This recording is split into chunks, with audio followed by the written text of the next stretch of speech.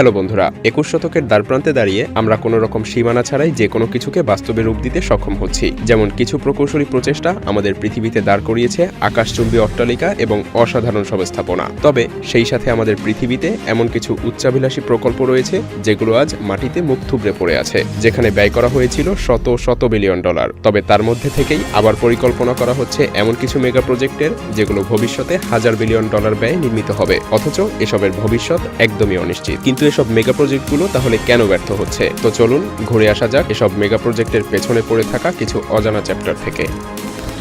Liang star city ২০১১ সালে চীনের Kunming শহরে তথাকথিত লিয়াং স্টার সিটির দ্বিতীয় পর্যায়ের কাজ শুরু হয়। কোম্পানিটি আবাসিক এবং অফিসের জায়গার জন্য ৪টি বড় সাইটে ১৯টি উঁচু ভবন নির্মাণ করতে শুরু করে। নির্মাণ কাজ শুরু হওয়ার ঠিক এক বছরের মাথায় প্রকল্পটির বাকি কাজ সম্পন্ন করার দায়িত্ব নেয় নতুন আরেকটি কোম্পানি, আর সেই সাথে নতুন কোম্পানিটি প্রথম ৪টি হাইরাইজ বিল্ডিং সম্পন্ন করে ফেলে। কিন্তু হঠাৎ করেই এই প্রকল্পটির কাজ বন্ধ হয়ে যায়, কারণ ২০১৩ সালে কোম্পানিটি অর্থনৈতিক সংকটে ভুগতে শুরু করে এবং বাকি ১৫টি বিল্ডিংয়ের কাজ কিছু দূর আগায়। ঠিক তার এক বছর পরেই প্রবল বৃষ্টির ফলে শহরটির বেশিরভাগ এলাকা পানির নিচে তলিয়ে যায়। এতে করে বিল্ডিংগুলোর বেসমেন্ট ডুবে যায়, আর এর ফলে বেসমেন্টগুলোর এতটাই ক্ষতি হয়েছিল যা মেরামত করার আর কোনো সুযোগই ছিল না। ২০২০ সালের ডিসেম্বরে অন্য একটি রিয়েল এস্টেট কোম্পানি প্রায় ১৫০ মিলিয়ন ডলারে প্রকল্পটি আবার কিনে নেয়, আর এটা তারা খুবই দ্রুত বুঝে ফেলে যে ৮ বছরের পুরনো নির্মাণাধীন বিল্ডিংগুলো পরিবর্তিত রিয়েল এস্টেট বাজারের চাহিদা পূরণ করতে সক্ষম নয়, আর তাই তারা ১৫০ মিলিয়ন ডলারে ক্রয়কৃত প্রজেক্টটি একেবারে ধ্বংস করে ফেলার সিদ্ধান্ত নেয়। এই বিল্ডিংগুলো ধ্বংস করতে প্রায় ৪ টন বিস্ফোরকের ব্যবহার করা হয়েছিল।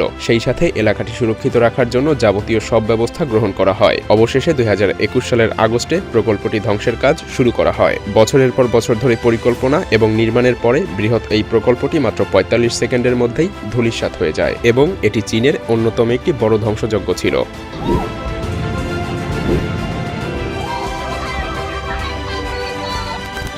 Dubai Creek Tower. Dubai Creek টাওয়ারকে আবারও নতুন করে পৃথিবীর মধ্যে মানবসৃষ্ট সবচেয়ে উচ্চতম কাঠামোতে রূপান্তরিত করতে এই প্রকল্পটি আবারও হাতে নেওয়া হয়। অনেকেই সংযুক্ত আরব আমিরাতের এই প্রকল্পটিকে সৌদি আরবের জেদ্দা টাওয়ারের প্রতিক্রিয়া হিসেবে দেখে থাকে। জেদ্দা টাওয়ার সম্পূর্ণ হলে এর উচ্চতা হবে প্রায় ১০০০ মিটার, যা বুর্জ খলিফার পৃথিবীর সবচেয়ে উচ্চতম মানবসৃষ্ট কাঠামোর টাইটেলটি কেড়ে নিবে। তাই দুবাইয়ের ডেভেলপারেরা এর চাইতেও সুউচ্চ বিল্ডিং নির্মাণ করার পরিকল্পনা হাতে নেয়, যার উচ্চতা হবে ১৪০০ মিটারেরও বেশি। আর এর মূল উদ্দেশ্য হল দুবাইকেই পৃথিবীর সবচেয়ে উচ্চতম বিল্ডিং এর শহর হিসেবে অক্ষুণ্ণ রাখা। যদিও টাওয়ারটির প্রকৃত উচ্চতা এখনও প্রকাশ করা হয়নি, কারণ তাদের উচ্চতা জেনে গেলে সৌদি আরব হয়তো তাদের জেদ্দা টাওয়ারের উচ্চতা আরও কিছুটা বাড়িয়ে দিতে পারে। এ যেন আরবদের মধ্যেই সুউচ্চ বিল্ডিং নির্মাণের এক অঘোষিত প্রতিযোগিতা। শহরটিকে ৩২০ ডিগ্রি অ্যাঙ্গেলে এবং ১০টি ভিন্নভাবে দেখার প্ল্যাটফর্ম হিসেবে এর সাথে যুক্ত করে দুবাই ক্রিক টাওয়ার বিশ্বের সবচেয়ে উঁচু বিল্ডিং হিসেবে রেকর্ড করবে বলে এখনও বিল্ডিংটির ডেভেলপারেরা বিশ্বাস করে। যদিও ২০১৬ সালে মেগা প্রজেক্টের ভিত্তি স্থাপনের কিছুদিন পরেই প্রকল্পটির নির্মাণ কাজ স্থগিত হয়। মজার ব্যাপার হলো ঠিক সেই সময়ই সৌদি আরবের জেদ্দা টাওয়ার নির্মাণ কাজও বন্ধ হয়ে গিয়েছিল। যদিও MR প্রপার্টিজ অর্থাৎ প্রকল্পটির মালিক দাবি করে যে কোভিড-১৯ এর কারণে তাদের মেগা প্রজেক্টটি আপাতত বন্ধ আছে। এটা কোনোভাবেই জেদ্দা টাওয়ার নির্মাণের কাজ বন্ধ হওয়ার কারণে নয়, অথচ ২০২২ সালের মধ্যেই প্রজেক্টটি বাস্তবায়ন হওয়ার কথা ছিল। যদিও ২০১৮ সাল থেকে বৃহৎ এই প্রকল্পটির দৃশ্যমান কোনো অগ্রগতি হয়নি, তাই জেদ্দা টাওয়ারের নির্মাণ কাজ বন্ধ হওয়া একমাত্র কারণ নাও হতে পারে। কেউ কখনো এত উচ্চতম বিল্ডিং এর কথা চিন্তাও করতে পারেনি। এখনো টাওয়ারটির ইস্পাত কেবল এই উচ্চতার সঙ্গে সামঞ্জস্যপূর্ণ রেখেই তৈরি করা হয়নি, যার দৈর্ঘ্য হবে ১ কিলোমিটারেরও বেশি। এই কেবল নেটের দৈর্ঘ্য এবং ওজন এমন একটি টেকনোলজির সাহায্যে তৈরি করতে হবে যা বেশ কষ্টসাধ্য। তাছাড়া এই টাওয়ারটি সম্পন্ন করার জন্য কোনো ম্যাটেরিয়াল এবং টেকনোলজিও বর্তমানে নেই। প্রকৌশলগত অসুবিধাগুলো ছাড়াও এটি এখনও স্পষ্ট নয় যে টাওয়ারটি বিশ্বের সবথেকে উঁচু আকাশচুম্বী ভবন জেদ্দা টাওয়ারের সঙ্গে প্রতিযোগিতা করতে পারবে কিনা। বিশেষজ্ঞদের ধারণা ইতিমধ্যেই দুবাই তাদের লক্ষ্যের ২০% সম্ভাবনা অলরেডি হারিয়ে ফেলেছে।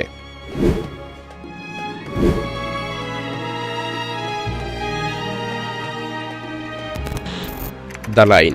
নগর উন্নয়ন প্রকল্পগুলি সারা বিশ্বে বিভিন্ন পদ্ধতিতে বাস্তবায়ন করার চেষ্টা করা হচ্ছে। সবার যেন একই উদ্দেশ্য, একটি স্মার্ট পরিবেশ বান্ধব শহর গড়ে তোলা। যেমন দক্ষিণ কোরিয়ার সংগ্রো ইন্টারন্যাশনাল বিজনেস ডিস্ট্রিক্ট, মালয়েশিয়ার ফরেস্ট সিটি বা মিশরের নতুন প্রশাসনিক রাজধানী। যদিও এই স্মার্ট সিটিগুলোর মধ্যে মাত্র হাতে গোনা কয়েকটা সফলভাবে বাস্তবায়িত হচ্ছে, তবে বেশিরভাগই যেন ব্যর্থতায় রূপ নিচ্ছে। সম্প্রতি খুবই উচ্চাভিলাষী সৌদি যুবরাজ নিয়ম নামক একটি সম্পূর্ণ নতুন স্মার্ট সিটি গড়ে তোলার ঘোষণা দেন। ইংরেজিতে এর নাম দেয়া হয় দ্য লাইন। বর্তমান পৃথিবীর অনেক বড় বড় শহর এটা থেকে ভিন্নতর হবে। উপকূল থেকে দেশের কেন্দ্রবিন্দু পর্যন্ত 170 কিলোমিটার দৈর্ঘ্য বিশিষ্ট হবে এই দ্য লাইন শহরটি, অর্থাৎ শহরটির আকৃতি হবে সরল রেখা বরাবর। অস্বাভাবিক আকৃতির এই শহরটিতে কোনো গাড়ি থাকবে না। শহরটি নবায়নযোগ্য শক্তিতে চালিত করা হবে। তবে শহরটিতে থাকবে 3টি লেয়ার। নাগরিকদের হাঁটাচলা এবং বসবাসের জন্য সারফেস লেভেলকে ব্যবহার করা হবে, আর পণ্য এবং যাত্রী পরিবহনের জন্য 2টি আলাদা ভূগর্ভস্থ লেয়ার থাকবে। পরিকল্পনা করা হচ্ছে যে ভূগর্ভস্থ ট্রেন হবে উচ্চগতি সম্পন্ন, যার মাধ্যমে 170 কিলোমিটার দীর্ঘ শহরে মাত্র 20 মিনিটের মধ্যেই যাতায়াত করা সম্ভব।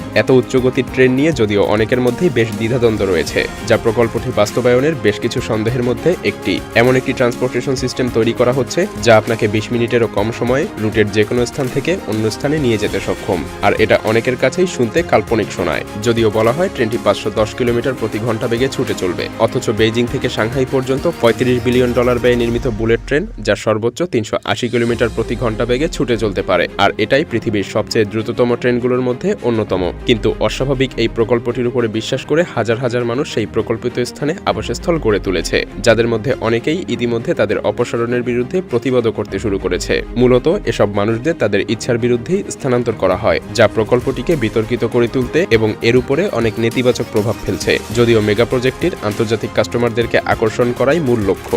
এতগুলো সমস্যা থাকার পরও এই প্রকল্পটির আরও একটি বড় সমস্যা হলো অর্থায়ন। যুক্তি এবং বাস্তবতা দিয়ে চিন্তা করলে এই প্রকল্পটির বাজেট অনেকের কাছেই অবাস্তব শোনাবে, বিশেষ করে সৌদি আরবের বর্তমান অর্থনৈতিক অবস্থানের সাথে তুলনা করলে। সৌদি গভর্নমেন্টকে তাদের স্বপ্নের এই প্রজেক্টটিকে বাস্তবে রূপ দিতে প্রায় $500 বিলিয়ন ব্যয় করতে হবে। তো এই বিপুল পরিমাণ অর্থ নিয়ে আপনাকে কিছুটা ধারণা দেয়া যাক। গ্রিস, ক্রোয়েশিয়া এবং নিউজিল্যান্ডের সম্মিলিত মোট জিডিপির পরিমাণ হলো $500 বিলিয়ন। এমনকি সৌদি আরবের জিডিপিও $800 বিলিয়ন। সৌদি আরব যদিও একটি ধনী দেশ, কিন্তু এত বিপুল পরিমাণ অর্থ ব্যয় করা তাদের কাছেও বেশ কষ্টসাধ্য। সামগ্রিকভাবে বলা যায় এই কল্পবিজ্ঞান চলচ্চিত্রের জন্য প্রকল্পটি দুর্দান্ত শোনা যায়, যা বাস্তবে রূপান্তরিত করা প্রায় অসম্ভবই বলা চলে। প্রকল্পটি বাস্তবায়ন হবে কিনা তা দেখতে হলে আমাদেরকে এখনও সামনের বেশ কিছু বছর অপেক্ষা করতে হবে।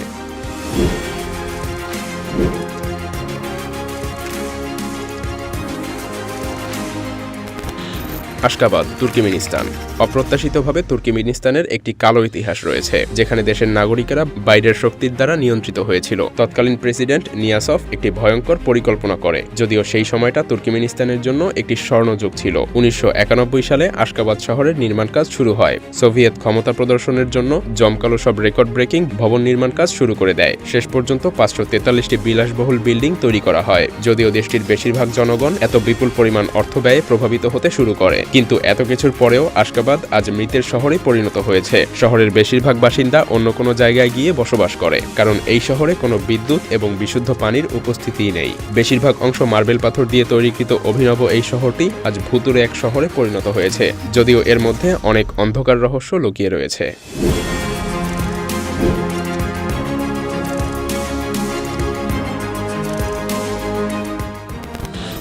Auroville dam disaster. উত্তর ক্যালিফোর্নিয়াতে আপনি খুঁজে পাবেন অরোভিল নামক এই বাঁধটি। ক্যালিফোর্নিয়া রাজ্যের জল প্রকল্পের জন্য এই বাঁধটি খুবই গুরুত্বপূর্ণ, যা বন্যা নিয়ন্ত্রণ সহ জলবিদ্যুৎ উৎপাদন করতে সক্ষম। এমনকি এটা আমেরিকার সবচাইতে উঁচু বাঁধ। তবে অরোভিল বাঁধের ইতিহাস বেশ ভয়াবহ। ইতিহাসে ড্যামটির সঙ্গে বেশ কিছু ঘটনা ঘটেছে, তবে সেগুলো তেমন বড় কিছু নয়। 2017 সালেই এর সবকিছু পরিবর্তন হয়ে যায়। সমস্যার শুরু হয় ক্যালিফোর্নিয়া বন্যার ফলে, যা উত্তর ক্যালিফোর্নিয়াতে গত এক শতাব্দীতে সবচেয়ে আর্দ্র শৈত্য প্রবাহ নিয়ে উপস্থিত হয়েছিল। প্রবল বৃষ্টি এবং ঝড়ের ফলে অরোভিল লেকের পানির উচ্চতা বেশ কয়েক গুণ বেড়েও যায়, যার ফলে ড্যামের প্রধান স্লিলওয়েগুলো বেশ ক্ষতিগ্রস্ত হয়। তাই যত দ্রুত সম্ভব ড্যামটিকে বন্ধ ঘোষণা করা হয়। পরবর্তীতে এটা আবার চালু হলেও খালের পানি বাড়তে থাকে, ফলে এর সীমিত পর্যায়ে ব্যবহার আবার শুরু হয়। যদিও কর্তৃপক্ষ ভেবেছিল এটা লেকের পানির উচ্চতা কমিয়ে আনতে সক্ষম, কিন্তু এটা ঘটেনি। 1968 সালে ড্যামটি নির্মিত হওয়ার পরে সর্বপ্রথম বাঁধটি উপচে পানি প্রবাহিত হতে শুরু করে, যা কোনোভাবেই প্রত্যাশিত ছিল না। কর্তৃপক্ষ ড্যামটি ভেঙে পড়ার আতঙ্কে ছিল, তাই স্থানীয় প্রায়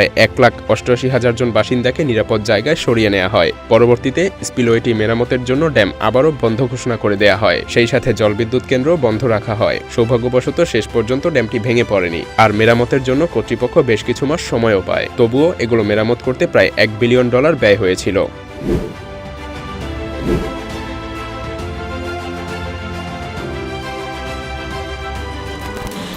ট্রানজিট এলিভেটেড বাস। সর্বপ্রথম এলিভেটেড বাসের ধারণা দিয়েছিলেন 1969 সালে দুজন আমেরিকান স্থপতি। 2010 সাল পর্যন্ত এগুলোর কোনো বাস্তবায়ন হয়নি। তবে চীন 2010 সালে আমেরিকান দুই স্থপতির সেই ধারণাগুলোর উপর ভিত্তি করে এলিভেটেড বাসের প্রোটোটাইপ নির্মাণ করে ফেলে, যার শর্ট নাম ছিল টিইবি। যদিও এটাকে ভবিষ্যতে চালু করার জন্য নির্মাণ করা হয়েছিল। বাস দুইটি ট্রাকের উপরে চলবে, বাসের নিচ দিয়ে চলবে অন্যান্য যানবাহন। তাই 2016 সালে জনাকীর্ণ রাস্তায় ট্রাফিক বাইপাস করে বাসটি চালু করা হয়। আর কর্তৃপক্ষ তখন বুঝতে পারে বাসটি কেবলমাত্র নির্দিষ্ট কোনো পথ ধরেই চলতে সক্ষম। আর বাসের ভেতরকার প্রস্থ অনেক বেশি, প্রায় 15 ফুট, যা ইলেকট্রিক লাইন ব্যবহার করে চালিত করা হয়। অর্থাৎ এর গতিবেগ দাঁড়ায় প্রতি ঘন্টায় প্রায় 43 কিলোমিটার। আর এটা মোটেও কাম্য ছিল না। যদিও বাসটি 300 জন যাত্রীর ধারণ ক্ষমতা রাখে, তবে এটা কিছুদিন চালানোর পরেই প্রমাণিত হয় যে এই এলিভেটেড বাস চালাতে অনেক বেশি ব্যয় করতে হবে। অনেকে মনে করে থাকে এটি নিয়ন্ত্রণ করার সঠিক টেকনোলজি এখনো আবিষ্কৃতই হয়নি। তাই এলিভেটেড বাসের প্রোটোটাইপটি 2017 সালে অনির্দিষ্টকালের জন্য বাতিল ঘোষণা করা হয়। আর প্রকল্পের সাথে যুক্ত থাকা ব্যক্তিদেরকে দুর্নীতির দায়ে আটক করা হয়। ভিডিওটি ভালো লাগলে শেয়ার করতে পারেন, এবং আপনি যদি এমনই রহস্য রোমাঞ্চ, আনকমন আর ইন্টারেস্টিং ভিডিও দেখতে পছন্দ করে থাকেন তবে মায়াজাল চ্যানেলটিকে এখনই সাবস্ক্রাইব করুন এবং পাশে রাখা বেল আইকনটি প্রেস করুন। তো দেখা হচ্ছে আগামী এপিসোডে। ততক্ষণ পর্যন্ত ভালো থাকবেন। ধন্যবাদ।